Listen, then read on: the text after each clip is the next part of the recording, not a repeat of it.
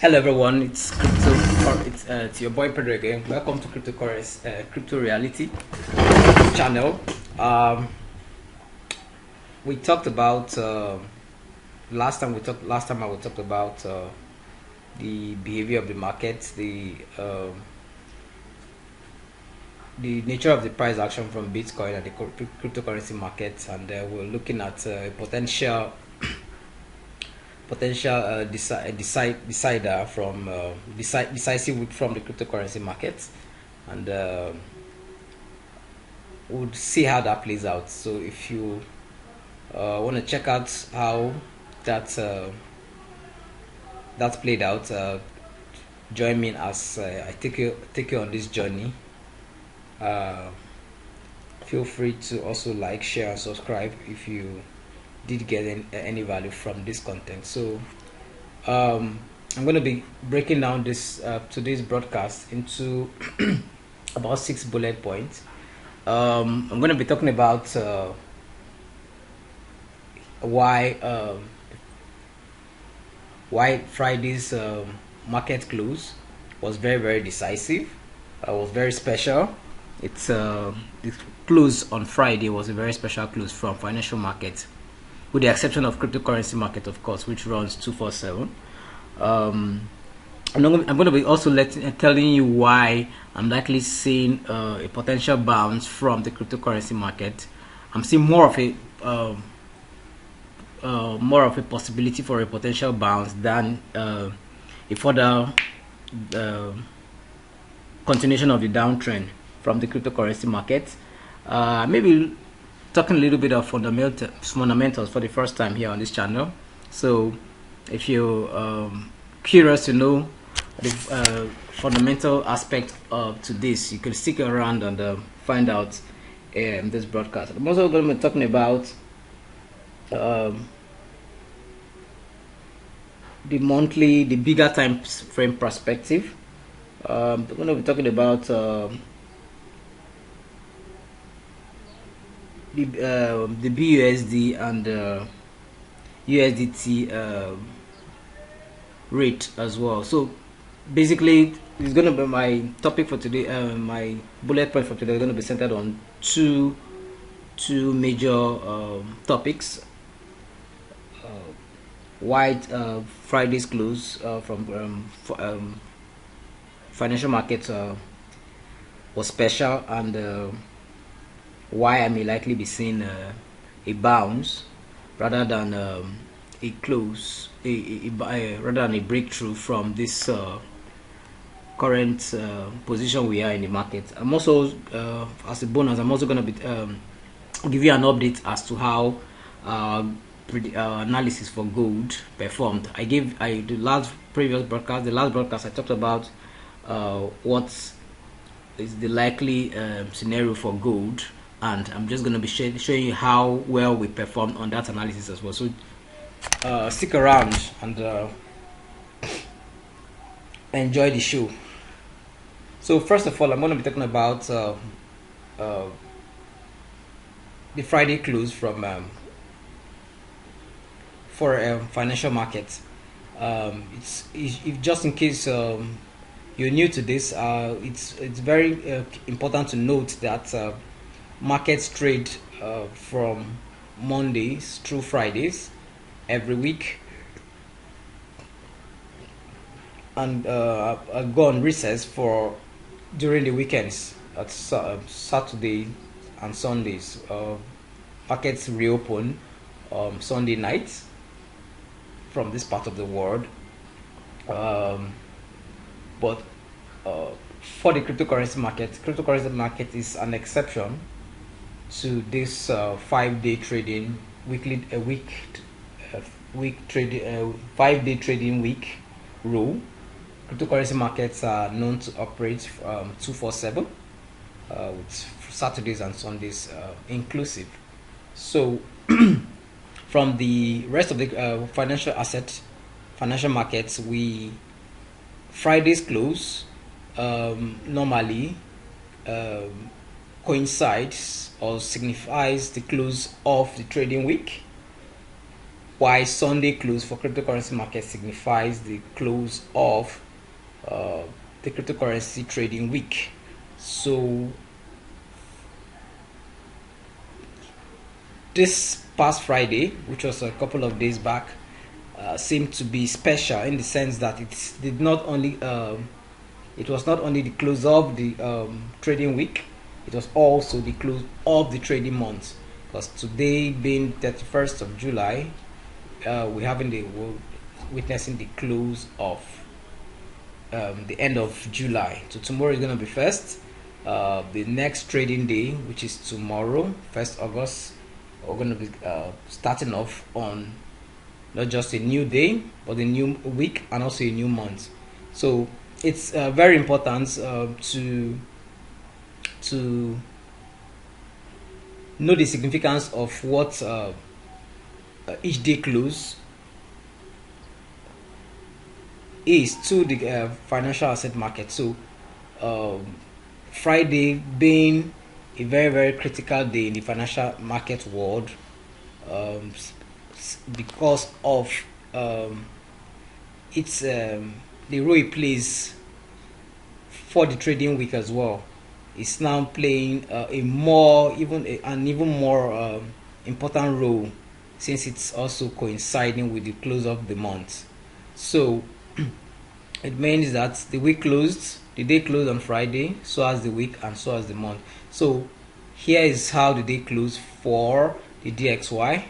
We've been experiencing a major rejection from the daily time frame of this almost 20-year high from DXY on the 14th July. We had this spin bar. We had a retracement of about 50% thereabout, and we had this bearish engulfing, and ever since that day till date we've had this major retracement from the DXY. So the DXY is currently retesting the last swing high formed on 15 June, which is about a month apart, 1 month apart between these two swing highs from the daily time frame perspective. So we're looking at, and we can see that we're currently witnessing two rejections of this high, of this last swing high from the DXY. So it's interesting to know that, yeah, the DXY is currently weak, but given the current trend from the DXY, we tend to see strength, we tend to see renewed strength from the DXY as to which later results to the formation of a new higher high. That means that the continuation of the uptrend from DXY, from the US dollar, is still intact, and as things stand now, so long as this still holds on at least a daily closing basis, as long as this supports, this resistance, which has been flipped back to support, still holds on a daily closing basis, it would be very dangerous to try to bet against the US dollar as things stand, until we begin to see weakness via at least a daily close below this support, this neckline support, before we can begin to have that conversation of a further weakness from the US dollar. We could have a conversation around betting against the US dollar, and we could be looking at a potential lower high formation. That could be real trouble. That could mean real trouble for the US dollar. So I'll be flipping to the weekly time frame so you can make sense of what I'm talking about as well. You can see clearly here that on the weekly time frame, the US dollar, the DXY, also is currently closing above that same neckline support, we've seen a rejection as things stand from the US dollar. And if you can see from the previous occasion, you can see clearly here we're having something very similar to what we are seeing here as well. We had this double back-to-back bearish wicks, which was accompanied by a new impulse run from the DXY. So we're currently seeing something similar to that, and this current price action, it still suggests that the strength, the DXY is still very strong. This is only but more like a major retracement from a daily time frame perspective, and some sort of or maybe like a minor retracement from the weekly time frame perspective. And until we begin to see weakness via a close below this level, like I said earlier on, that would mean the formation of a new lower high and not a higher low. That would be a sign, a downtrend trait formation. And we'll look at the weekly time frame, and this is also this is very interesting. This is a very interesting price action coming from the monthly time frame perspective. We're looking at this is a confirmed bearish pin bar, massive rejection of the 20-year high from the DXY, and in as much as we're seeing the close above support, even from the daily time and monthly time frame perspective, it's interesting to note that this is, in as much as this is and it's important to note that this is also it's too early to make this call, but as it stands now, this is sign of weakness and bearish. These are bearish signs for the US dollar. So this is my personal opinion.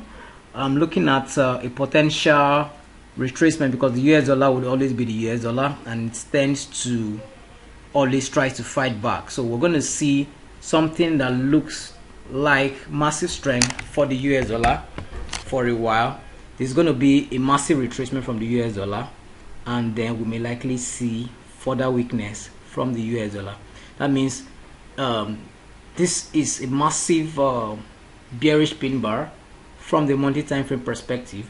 I'm envisaging something that will look like a potential retracement, maybe to above 50% or even more of this candle, and then we're likely going to see more sell-off from the US dollar.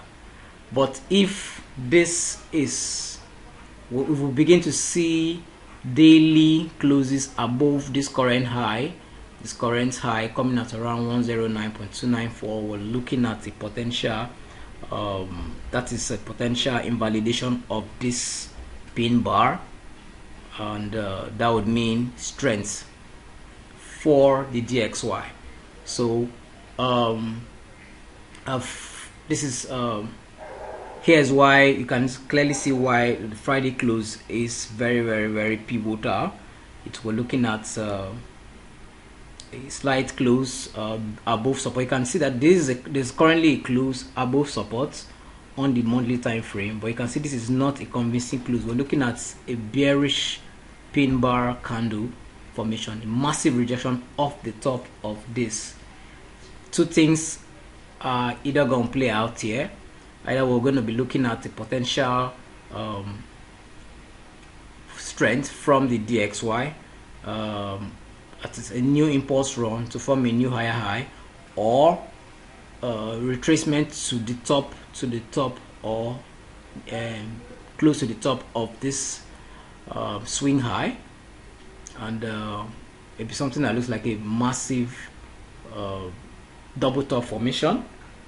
And until we begin to see a close from at least a daily time frame perspective above this high, before we can have that conversation of a new impulse run from the DXY. So I hope this makes sense, and without wasting more of your precious time, I'm going to be jumping straight to the second bullet point, which is the key which is going to be this key discussion for today. I'm going to be giving you some few bullet points as to why I think we're likely to see a bounce from the cryptocurrency market rather than a breakthrough this support. We're looking at, yes, I talked about the last broadcast. I talked about the fact that we envisaged from the last broadcast higher volume from last week's close. This was as at Wednesday of that week. We're already envisaging that we're going to experience high volume, which played out perfectly.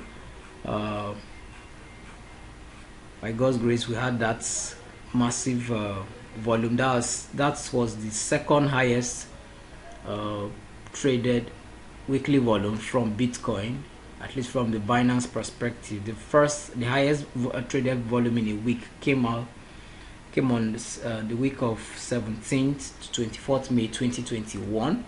We had the week of that massive crash.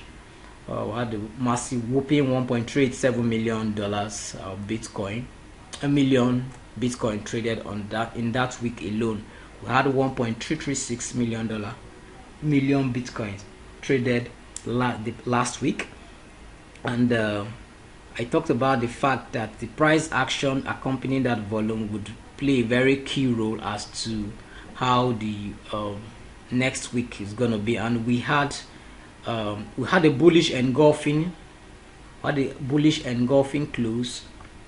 Because this close was even big enough to close above the previous high, the previous week high.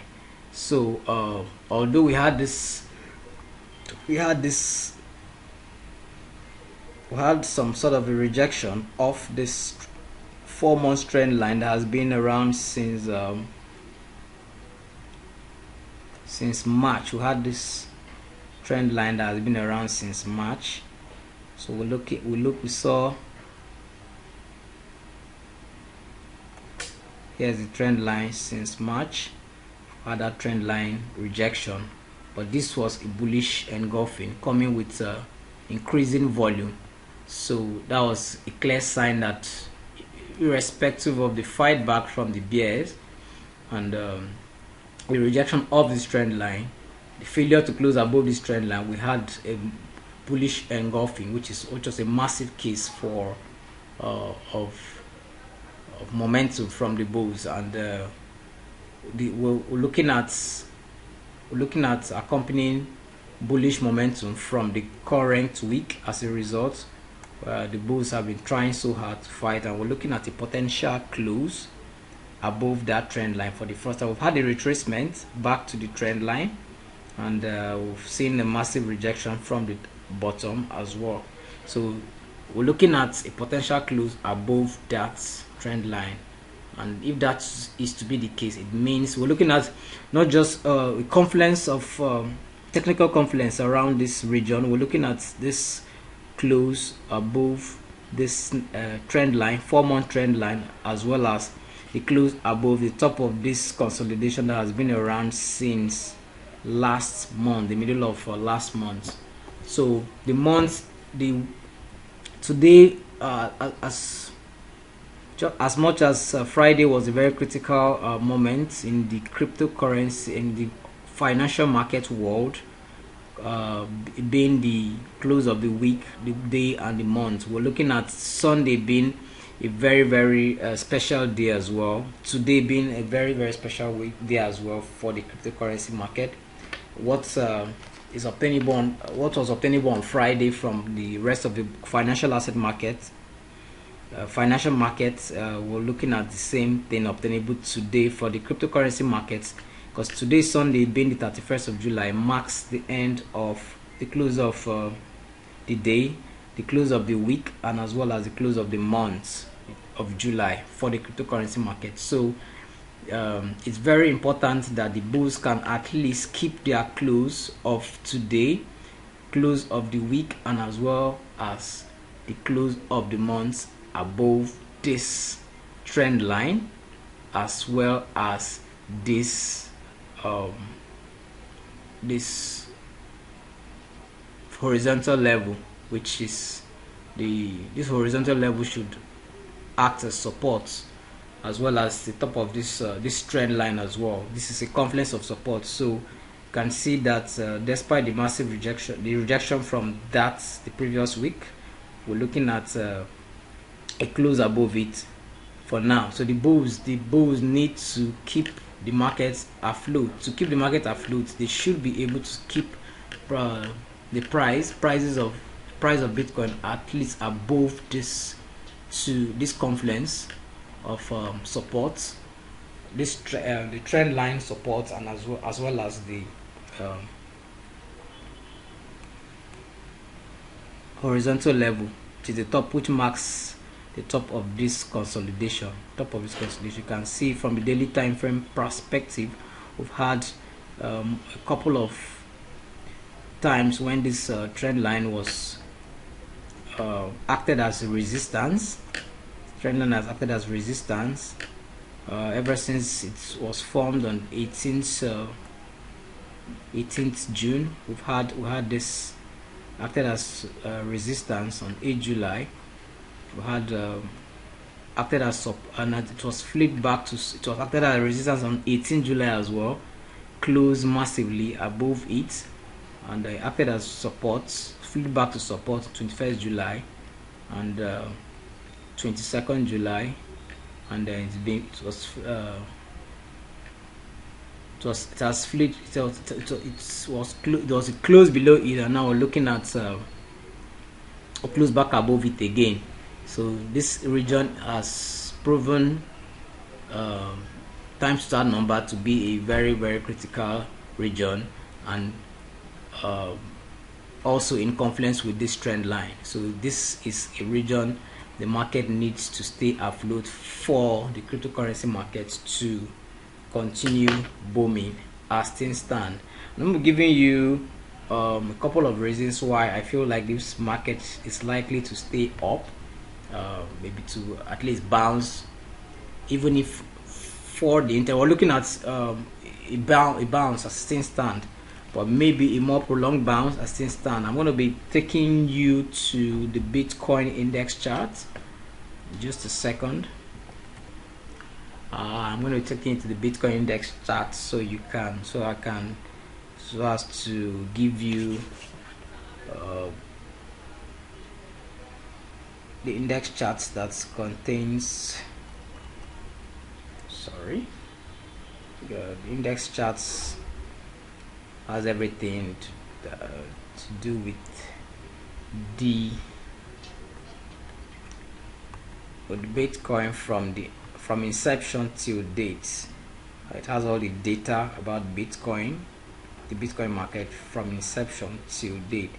So I'm going to be looking at the fact that the cryptocurrency market, or Bitcoin specific, is yet to close the week and or month below the previous cycle high.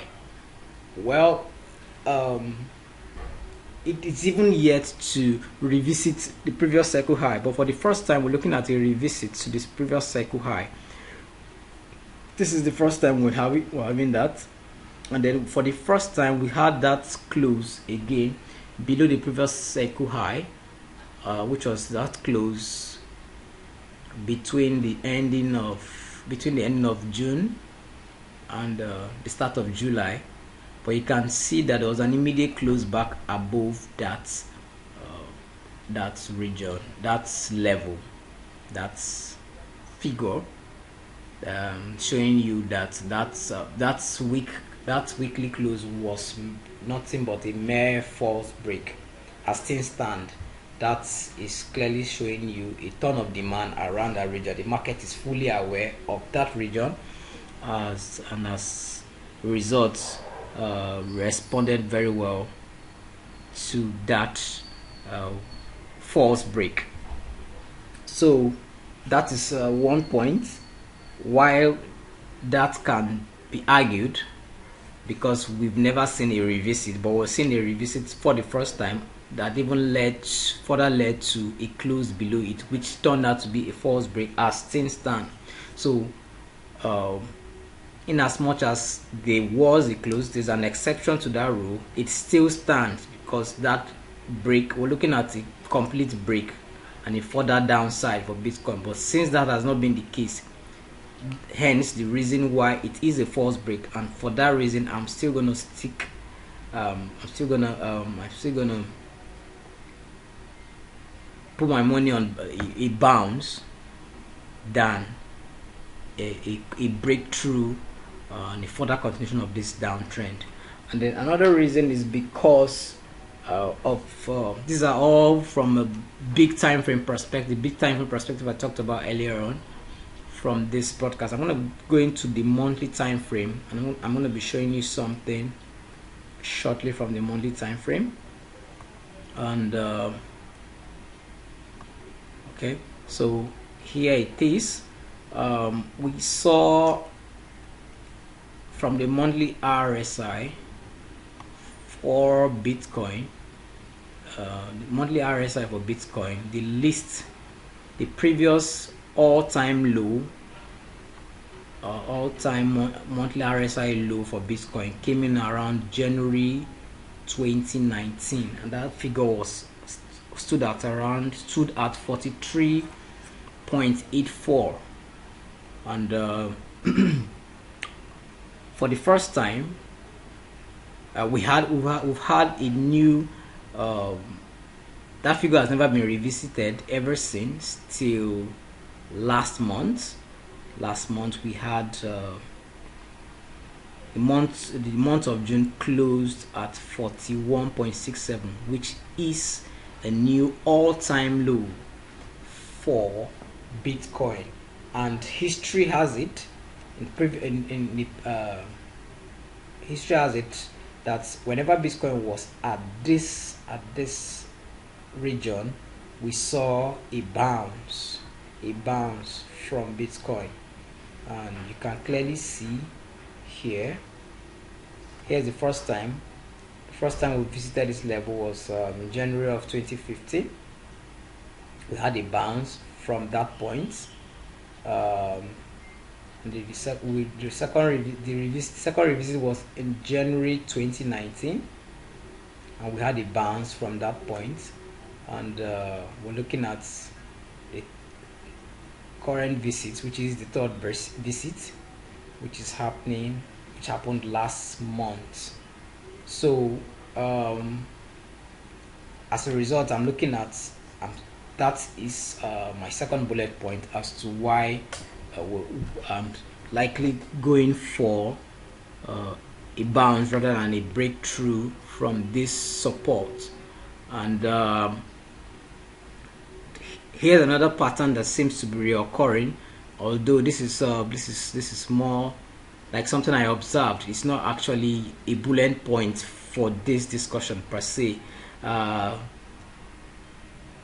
The very first visit came in January 2015, and we witnessed a new cycle high in January 2017. In January 2017, we had a revisit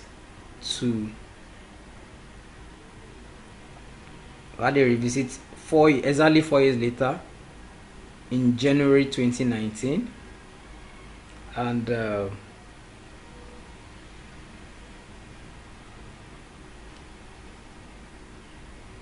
we're having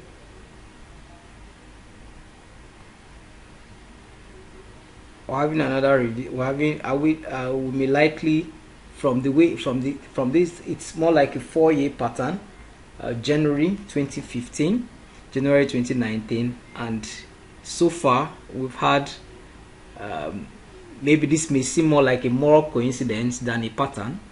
It may seem more like a coincidence than a pattern, but so far it's been consistent that we've had revisits exactly 4 years. In January 2019, we've had January 2015, January 2019, So if we see a bounce from here again, we may likely see maybe a revisit to this region again in January 2023. Now, well, like I said, this is off the record. This is not part of the analysis, but this is more like something that seems to be like a coincidence, but it's worthy of noting as well. So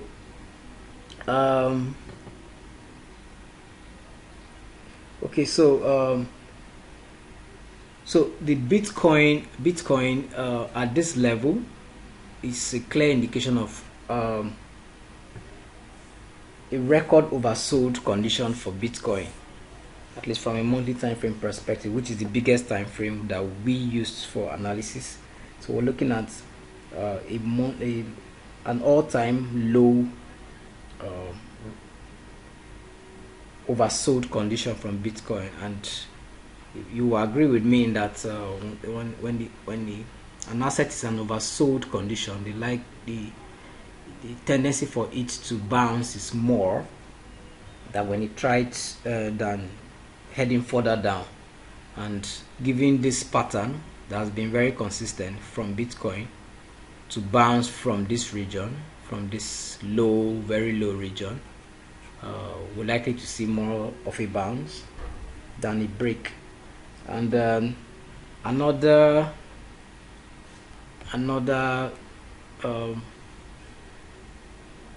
component is also very unconventional, but still very worthy of note, is the BUSD USDT rate. I don't think that is here. BUSD USDT rate. It's a pattern I've also observed that during times when the BUSD tends to lose strength. When the BUSD loses strength against USDT, these are times the BUSD is usually higher than Bitcoin, or higher than USDT during times when the market is up. When the market is down, BUSD seems to gain strength, or lose strength against USDT. When the USDT begins to gain strength, it's usually a time when the market is up, and that is beginning after a very long time that the BUSD has lost strength against USDT. We're currently seeing a regain of strength from the BUSD. So that is also very unconventional. It's not really part of this, but it's still worthy of note. So those are my few bullet points as to why. And another unconventional one is due to the fact that Bitcoin tends to do the reverse of what majority of the market thinks it will do. When everyone bets against Bitcoin, when all chips are that, when there's so much food in the market, Bitcoin tends to surprise everyone and clear everyone that. So that is more like, I don't know, a myth or something, whatever it is you want to call it. But I just wanted to point that out. Then as the bonus, I talked about the fundamental aspect that I wanted to talk about, and this is also my own personal view. They've been talk. I barely listen to much of fundamentals, especially when I'm focusing more on the chart. But there's been talk about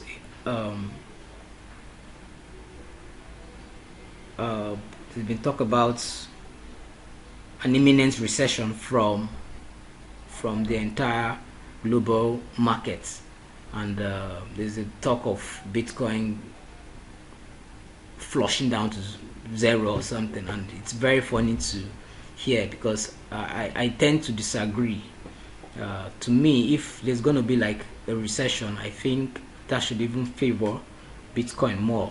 I mean, nothing is 100% certain, but given the last instances we've had, like recent 2020 market scenario, the COVID and everything with the markets, likes of US dollar sold off massively, while the likes of Bitcoin from a position of weakness, very prolonged weakness that took almost 3 years. We saw Bitcoin finally rally up to new cycle and all-time highs. So I'm seeing more of why so many people may disagree. I'll put my money more on a Bitcoin bounce than a Bitcoin drop, further drop, if there is likely going to be a recession, because the fiats suffer more. The US dollar suffered more during the last markets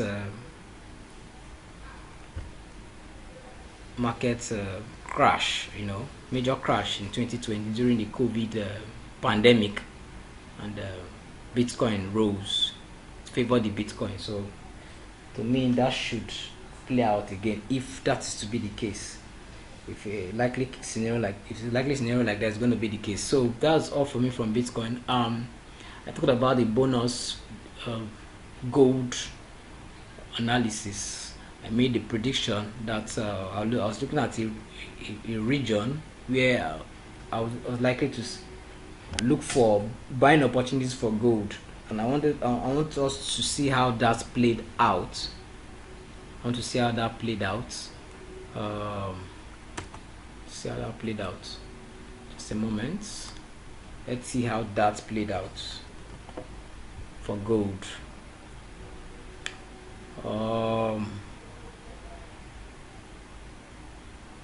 Great. Here we are. This is gold. I was talking about looking for buying opportunities for gold from this region, and this has once again played out inch perfectly. You can see it bounced. The moment we got to this point, we saw a massive rejection of this support, and you can see that we're beginning to see massive strength from gold. We had the bullish engulfing on getting to that, immediately on getting to that point. On the instant we got to that level or that region, we had this massive rejection, and we're bouncing off that bottom. So that has played out massively. So if you took that call, even though it was not financial advice, if you went with that, it's congratulations to you. You can see massive bullish buying from the following week. We've completely engulfed the last red candle. I have seen massive strength of that. I'll be taking you from the weekly time frame perspective. You can see massive strength from the weekly time frame perspective. I'm taking you to the monthly time frame perspective, so you can as well see how this is playing out. And you can see that we're having a bullish pin bar from the monthly time frame for gold off that territory. You can see that whenever we approach this region, we had massive rejection. This happened in August 2021, which led to a revisit to the all-time high territory, and then we've had this sell-off to this point. You can see massive rejection once again, forming a pin bar, and time will tell if we are going to see a revisit again to the all-time high.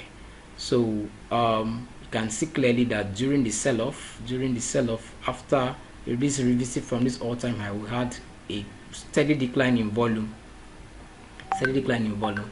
and this was a clear case of diminishing strength from the bears, and you can see clear massive demand from that region. If you go to the weekly time frame perspective, you can see as well how this region has played out from the weekly time frame perspective as well. So there's also a recurring pattern from gold from this a recurring pattern from gold as well. So we had this August all-time high in August. We had this all-time high in August. Let me take this off so you can clearly see. It was an all-time high in August of 2020, and then we had a first visit to the bottom of this consolidation in March of 2021. We had a revisit in August of 2021. Then we had a revisit to the top of the consolidation, that is the revisit to the all-time high region in March of 2022, and we're looking at, we're back to the bottom of this consolidation again in almost in August. So it's more like August. Market tends to respect the top and bottom of this consolidation in the month of March and August. So we had this, we had the first, this region was created in August 2020, revisited in, the bottom was revisited in March 2021, the second revisit in August again, the top revisited in March, and then we almost revisited it again in August. So are we likely to see a revisit again, the next revisit either to the bottom or the top? Are we likely to see that happen in August or March again? So that is my bonus for today. I hope you got value from this, and just a recap of what this whole drama has been about today. Looking at, I talked about a couple of points as to why Bitcoin may bounce down, slide further down, and I talked about the fact that the monthly RSI is at an all-time low, a region from which it always bounces, then breaks through, and it's showing a clear case of oversold condition. We're looking at a likely we're looking at a close, that's this region, this all-time high, this previous cycle high, is a pattern of not closing the month or week below that that region, that's high, and though that which is still very valid as things stand. The month is likely to close above it as things stand. The month is yet to close below it. The week has closed once, which was a false break. The month is yet to close, so this is still very valid, at least from a weekly and a monthly time frame perspective. We're also looking at talked about the Friday's close from other financial markets being very, very critical as to signaling the close of the day, the week, and the month. Bitcoin's close today will also signal the close of the day, the week, and the month, so making them very special closes. We talked about or revisited as a bonus our last analysis on the gold charts, the gold market, and then that has been playing out inch perfectly as we earlier envisaged. So thank you very much. I'm very sorry, I apologize sincerely for taking so much of your time, and I hope you got value from this. If you did, please let me know in the comment section. Feel free to like, share, and subscribe, and always remember that this is for educational purpose and not to be treated as financial advice. Financial markets trading is a risky affair, so always endeavor to carry out your own research before entering the trade. Do have a lovely week and new month ahead. God bless you all. Bye bye.